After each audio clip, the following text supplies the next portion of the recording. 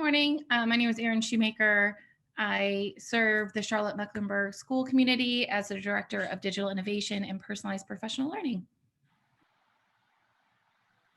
I'm Dan Swartz, Managing Director of Resolve Talent Consulting, and I've had the privilege to connect with CMS and support them and the Teacher Leader Pathway work.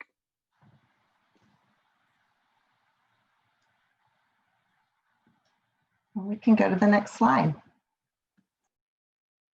Okay, I'm going to jump in here. You might be wondering about this slide for a minute. Okay, so good morning, everybody. I'm thrilled to be here just to provide an introduction to micro-credentialing, what they are, some of the current work that's happening with micro-credentials from a professional learning standpoint, and also how they can provide a systemic approach to career advancement and opportunities for our teachers.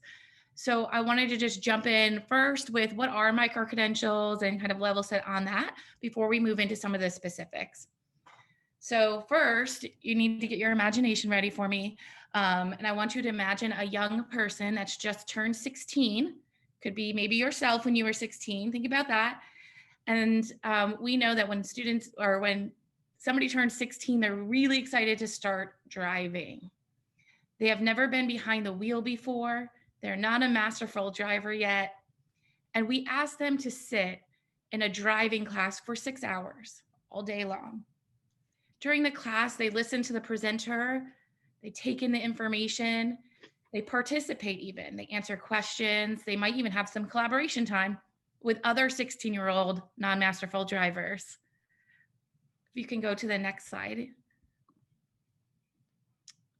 Now imagine that 16-year-old, that class is complete, they sat through the 6 hours, and we hand them the key to the car and let them loose on the road and say, you're ready to go because you've sat through that training. Does that sound right to you? You might be thinking that there's some problems there. You might even take your own self off of the road if you knew that that was what was happening. So I want us to stop here because this is essentially what happens with our teachers during traditional professional development. We give them a quick glimpse of something new, a digital tool, an instructional practice, and then we make an assumption that they've mastered it, or we spend a lot of time inspiring people and motivating them, and we think that's going to then show up in the classroom. But what really happens once the teacher leaves the session? That's the problem of practice that we're trying to solve through micro-credentialing. So just taking a look at some overall research that's been done, you probably maybe have seen the Mirage report with TNTP before around traditional professional development. We know that typically what they have found is that teachers have 150 hours a year of professional learning. That equals 19 total days. Around $18,000 is spent per teacher on professional learning a year. That means after 10 years, a teacher has spent 1 full year of their career in professional development. You could click again for me, Leah. Typically, that learning is one size fits all, similar to what I just shared with you around learning to drive. So we would think with that much money and that much time that we would see really great improvement in teacher practice over the span of years. What they found in this report is that 7 out of 10 teachers' performance stayed the same or declined, with only 3 out of 10 showing improvement in their teacher practice. So we know that that's a problem and something that we wanted to solve for.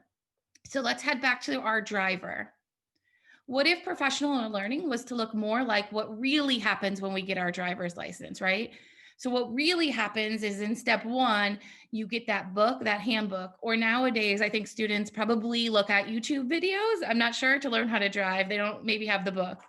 And you participate in some initial and foundational learning for a test to earn your permit. And then after you get that permit that shows that you have some foundational knowledge of being on the road, now you get to practice with another person who is going to give you feedback along the way. They're going to tell you what you're doing right or wrong.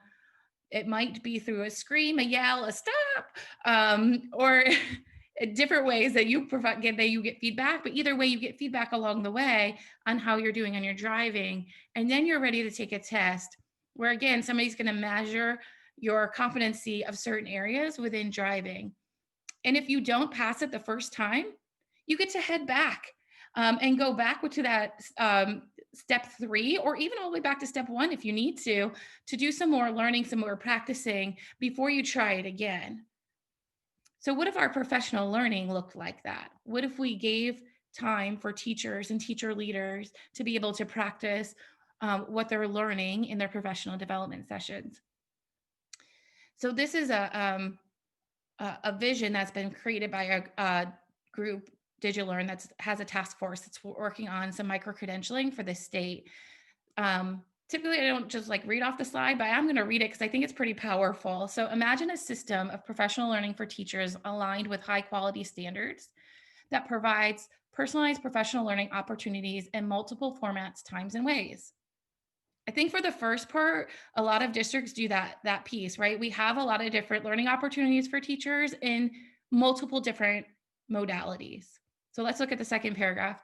A system that has the capacity to assess and recognize acquisition and demonstration of teachers' skills, knowledge, and competencies so they can advance their career, be acknowledged and rewarded as professionals across schools, districts, and the country.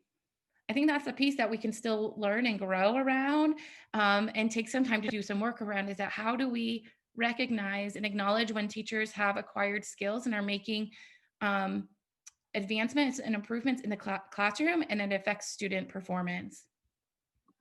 That's where micro-credentialing comes into play.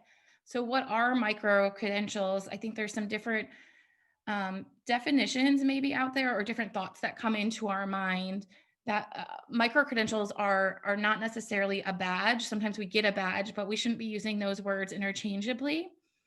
It's not a college course. It's not based on seat time. It's not a workshop. There's no test at the end. But what they are more like is the driver's license that we just talked about. It's competency-based. You earn it by demonstrating your mastery of a certain skill. I like on here, it also has the pole vault. The bar is set. So we have a rubric, we have an objective of where we want teachers or teacher leaders to be. And our training is helping you to get to that bar and allowing you time for practice in your classroom. You can head to the next slide. So just zooming in a little bit further on what micro-credentials are, they're typically bite-sized. So they're focused on a specific skill or competency. They're not so large like you're just a master teacher, period. There's things underneath and within master teacher that you're able to work on specifically and show mastery of. They're targeted and really important. They're aligned with your district and state goals. They're personalized. So you do have some choice in how and when you engage with the micro-credential.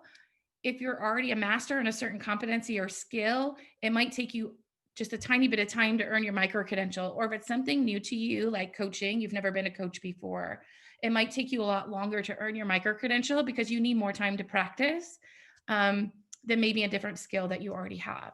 They are performance-based. There's a rubric that determines mastery. And I think what's really important that sometimes gets left out is that this is supported learning. So if you think back with your driver's license, you want somebody there along the way to provide coaching, feedback, and to help you get to that demonstrated mastery along the way.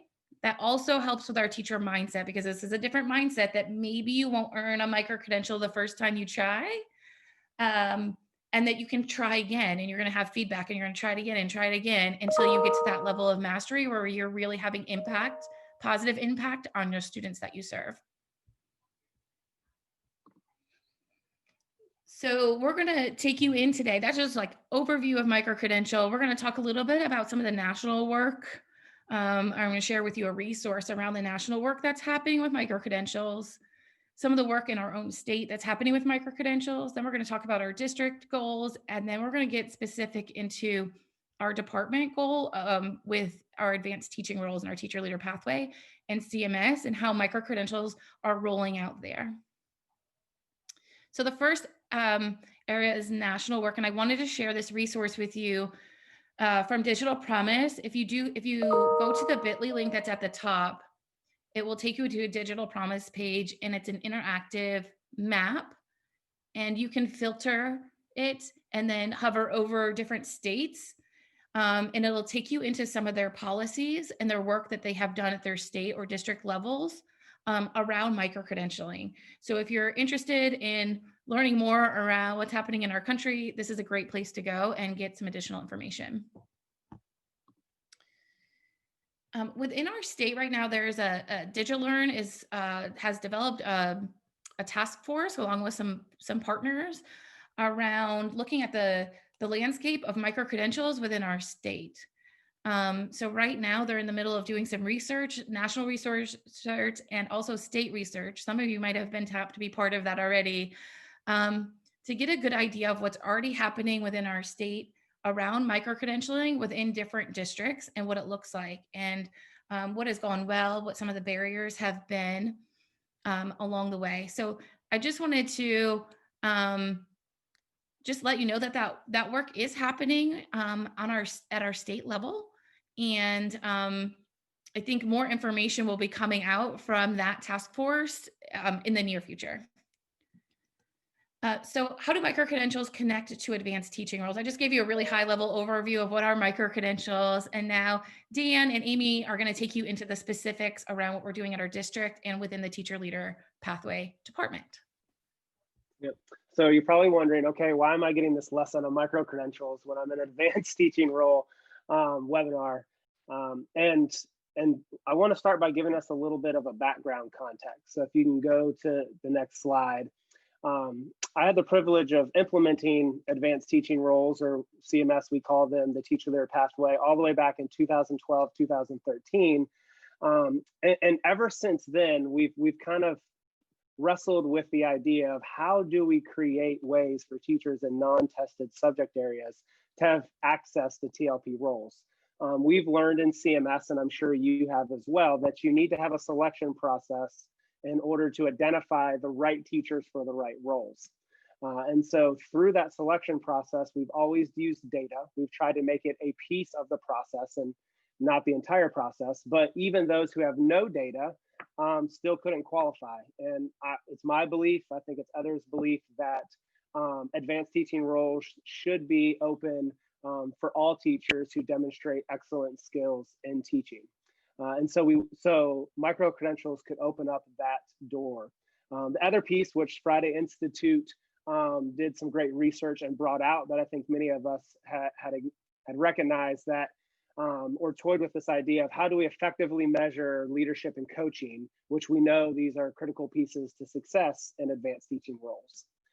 So that's a little bit of background context. So let me talk to you a little bit about how micro-credentials and the teacher leader pathway support each other.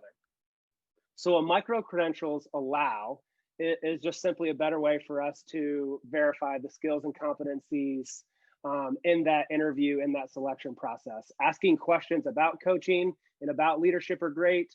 Maybe doing behavioral or situational interviews are even better. But we all know the best piece to identify someone with that skill or competency is to be able to have them prove it, to have seen it in action or demonstrated mastery prior to. Micro-credentials allows us to do that. The second piece is it's an opportunity for teachers to prove teaching skills without the use of data. We all know that there is certain things teachers do that lead to success in the classroom. So we can build micro-credentials around those critical competencies to acknowledge that they have those skills when we don't have data or in place of data. We would always say that data needs to be a piece of the puzzle, but micro-credentials could help round that out. The other great opportunity is there's just greater transparency for teachers to see what skills are necessary in advance. While we may have our rubrics and our selection process on display for all teachers, and that's a best practice that I know many do, this provides even greater transparency all the way down to the specific actions and skills that they need to work on and the professional development that will help them grow in that area. So they can start to take ownership. From the teacher leader pathway side, it allows micro-credentials the opportunity to incentivize real professional growth. So if I'm a teacher, now I'm being asked to demonstrate mastery after going through PD. Why would I do that? This is the teacher leader pathway creates kind of that carrot to take that extra step to work through practice and mastery. The other piece it does is it creates this job embedded learning opportunities, which you heard from Aaron, that it's not just in this sitting in a classroom silo, that there is constant feedback and iterations that's happening in order to learn that skill or competency. And then just simply micro-credentials can be built for proven and clearly defined advancement roles. So we can identify the roles, the skills and competency needed, and we can create micro-credentials to support those roles. So in short, the idea is that micro-credentialing creates enhancement opportunities. Aaron touched on that competency-based PD, it makes an impact, and it is cost and time effective. Professional development is an $8 billion industry. And with the statistics that Aaron put up, it's like, what are we getting back for that? And so this idea that you take PD and you demonstrate mastery should improve practice. And then it just clearly names the teacher skills necessary for advancement. So teachers can now own their path. You know, okay, I want to become a multi-classroom leader. Here's all the PD that I can go ahead and start taking in order to prepare myself now for that role that I want to accomplish 3 years later. And simply, it's a great way for master teachers to grow in the skills of teaching and coaching because we're giving a framework and a process in order to master that. And then last but certainly not least is teachers can prove mastery with or without EVOS data for our teacher leader pathway talent pool. And so I'll turn it over to the next slide to Amy, which, okay, so what does this look like to utilize micro-credentials with advanced teacher roles at the district level? So. Thanks, Dan. And if you want to go to the next slide for me, please, Leah. So here's a snapshot of CMS. You can see the CMS teacher leader pathway just continues to grow every year in our district. This year we added an additional 12 schools that brought us to 70. We had over 480 applicants for our talent pool, and we have another 8 schools that are beginning our design process now for the 2021 school year.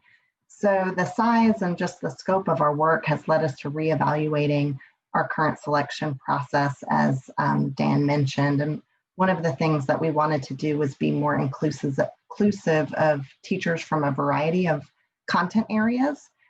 So we believe the use of micro-credentials will definitely expand the number of teachers who qualify for an advanced teaching role. We have 3 goals this year for using micro-credentials in CMS. This is our pilot year. So as we begin this pilot year, it's going to be a way that we enhance our current talent pool process. So teachers who do not have testing data will now have an alternative way to prove their teacher mastery and apply to the talent pool. These micro-credentials that we'll use will name specific skills that are necessary for advancement, and they'll provide just a concrete way for teachers to grow and demonstrate their competencies for promotional opportunities. Also allows us to have a system of professional development that requires evidence of learning, as Aaron mentioned. So our selection process traditionally included a thorough screening of our standard CMS application, and we asked for candidates to attach several documents, including evaluations, student growth data, and impact statements. In our current process, the data review must show at least 1 year of student growth for our EIT 1 and 2 positions, and 2 years of growth for our EIT 3 and MCL positions. With COVID, we know that a lot of the data won't be available. So by using micro-credentials, we can actually substitute 1 year of data for candidates that are showing evidence that they are a master teacher.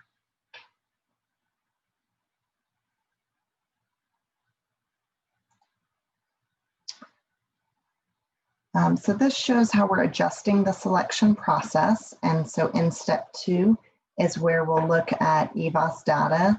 And if that data isn't available, then we'll look for the successful completion of a micro-credential. And this chart shows micro-credentials that we plan to use now and as the program develops. So the micro-credentials each have content that's aligned with specific competencies that are needed for specific roles. So the ones that we're currently developing and designing, there are 3 that align with being a master teacher. These focus on student engagement, instructional practices, and relationships. So along that top bar, you see the master teacher. Those are the 3 that we are beginning to build out and have focus on for our TLP roles. The 4th credential that we'll be working on is one that aligns with effective coaching. So you see that in the 4th column, and that will be particularly impactful for our MCLs, our multi-classroom leaders. And then this chart also shows some additional micro-credentials under effective teacher and effective leadership. And those are ones that we may develop as part of our 3-year plan. We have aligned our micro-credentials to CMS core actions of a teacher. And core actions prioritize what's observable and expected in our standard aligned classroom instruction. It purposefully focuses on a limited number of indicators tied most closely to content at the lesson level. And these are coming from Achieve the Core. And then just wanted to touch briefly on our 3-year vision. So year 1, as I mentioned, we're going to implement the micro-credentials with the TLP selection process. And then in years 2 and 3, we hope to expand the use of micro-credentials with our mentor teacher program and with our beginning teacher program and then our CMS teaching residency. And so that brings us to questions.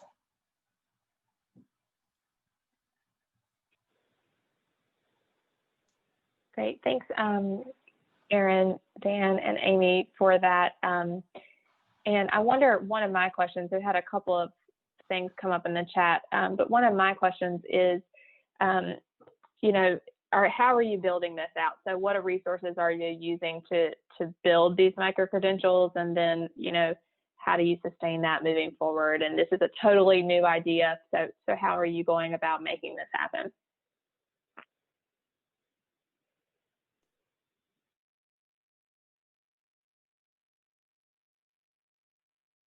Well, we can say that we did a lot of research on whether we should do this internally, whether we should do this with a partner.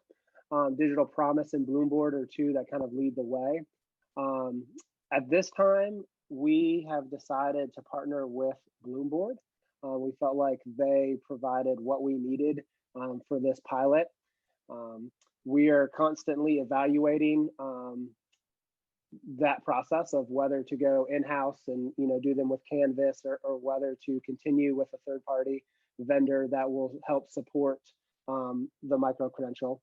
But with our contract with Bloomboard, they will help us in putting together the micro-credential as well as the platform in which our educators can take the micro-credential. And one of the key aspects was that they will also have experts that score the micro-credential and provide feedback during the micro-credential. We discussed whether we could do that in-house, and for the pilot, we just decided that it would make more sense to have an organization who's already set up to do that, to help us in that effort.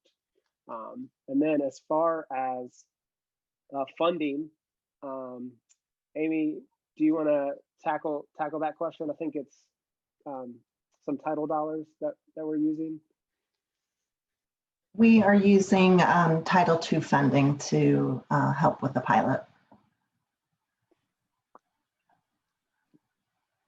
Great, thanks.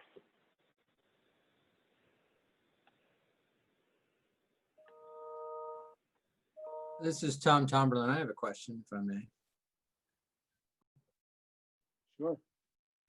So my assumption about micro-credentials is that it's a, and maybe I'm wrong, but it's a binary decision. You either acquire the micro-credential or you do not. Is there any quality rating associated with the micro-credential so that it could serve? So from what you've said, you're trying to use the micro-credential to fill in the gap maybe for someone who doesn't have EVOS data from standardized test scores. But I'm just curious about the fact that it's either a yes, you have it, or no, you don't, rather than any kind of, there's no kind of quality metric within the measure itself, and how that will impact your decision-making process. And then the other thing is just a comment. And Dan, I understand how you used it for the purposes of distinguishing, but I would be really hesitant to not to describe micro-credentials as data. I understand the distinction between data in the terms of, standardized test scores, but to put it in the realm of non-data, I think is really is problematic. Yeah, even with micro-credentials, we always want to have data at the table. And so this just helps us identify teacher skills and competencies. To make that clear, I think that maybe that helps kind of your comment there. Well, I think, I'm sorry, yeah. Dave, but my point is that micro-credentials are data. They, right. and I don't want, I don't want to create that false dichotomy that they are not data and these things are data. Yeah. Yes, absolutely. Yeah. Okay, good. Yeah, we totally are on board and agree with you on that. And so as far as it is a master, like Aaron, do you want to describe that process? Like there's a process that the teacher goes through to earn mastery, but then it is a hard, you've mastered this or you have not mastered this. Right. And so Aaron, do you want to talk a little bit about that process? Yeah, I mean, it's either you earn it or you don't. And if you don't, you get a chance to go back and relearn or do more, make some tweaks and changes and try again. Another reason that we went with Bloomboard, I think Dan hit on this a little bit, is that they have people to score. We wanted to make sure that whoever was scoring, that was a really strong area for us. We didn't want that to be the weak point later on when we're evaluating the pilot.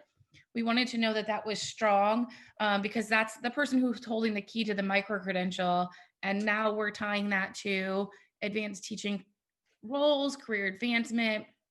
So we needed to make sure that whoever was evaluating the micro-credentials and the use of the rubrics were really strong and didn't have any biases that came into that. And so we went through the process with Bloomboard to know what their process was for hiring those people who did that and what their quality control was. And we're happy with that for right now.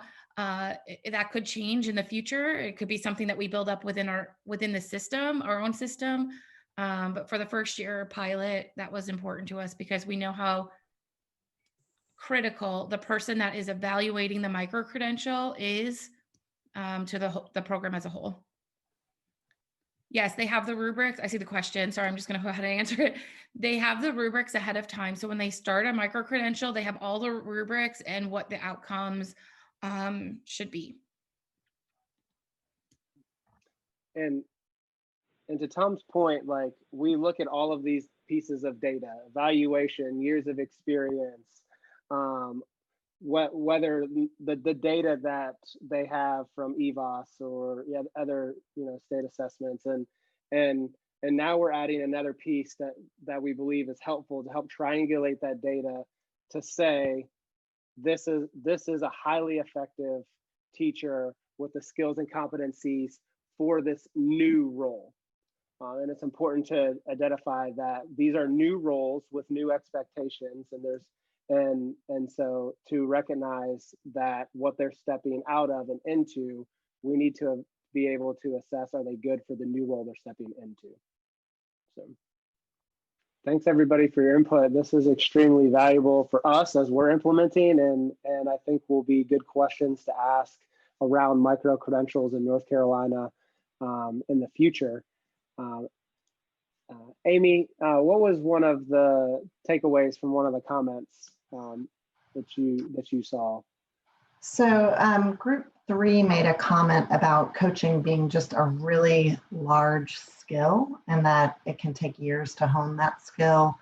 I would say we definitely agree with that and are looking at, how do we make it grain size? And I think part of that for us, since we are using this for the selection process for our program, is identifying what are those key coaching skills important for these roles and identifying those. But I think that's a great point to bring up. So we appreciate that very much, and are trying to look to solve for some of that in this pilot.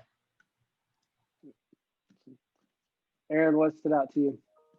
Yeah, and I think that this is our pilot year, and this is going to be a process that we're continually monitoring and adjusting as we move forward.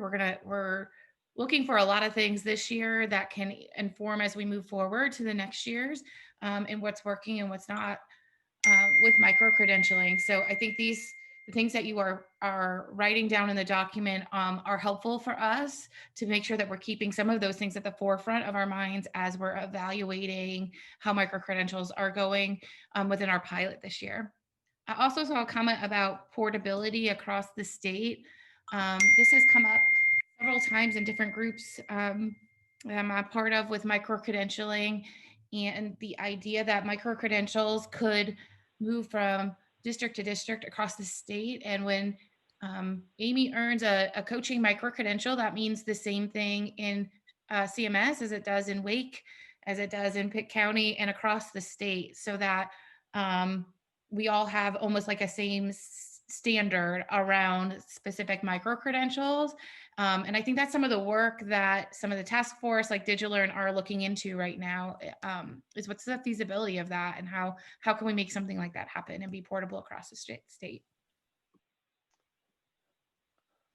I liked all of the positive ways people were thinking about micro-credentials and all of the possibilities that kind of when you scan over the document, you definitely see that. And definitely recognize that there are lots of things to consider when moving forward with micro-credentials. And so, yeah, it's going to be one of those things where we're going to constantly have to reflect on the decisions that we've made and continue to monitor as we roll out with the pilot. So definitely agree with a lot of the statements on here. So Leah, we'll turn it back over to you.